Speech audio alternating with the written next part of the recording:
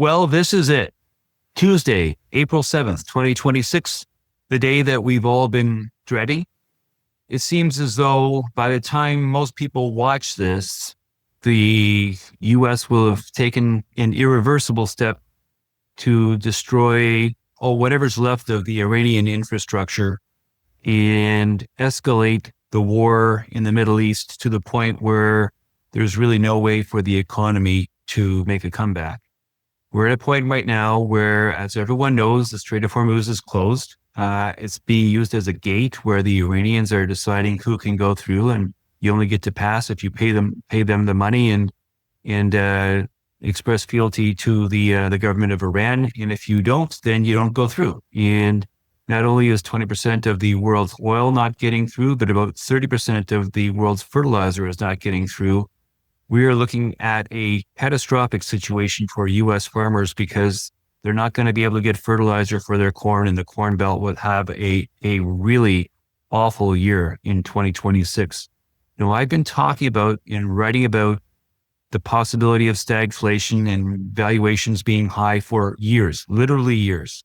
And I've always been talking about it and couching it in terms of be careful, manage your risk, make sure that you have revisited your asset mix and does it still reflect your profile and so forth.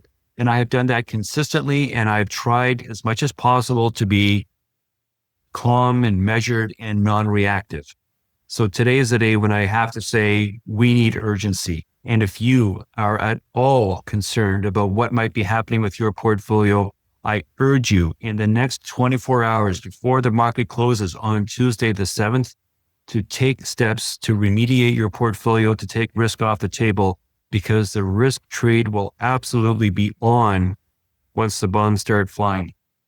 There seems to be no doubt that we are now in a situation where inflation will be extreme, oil prices will be high. By the way, this is probably not altogether bad for Canada because Canada is an energy superpower.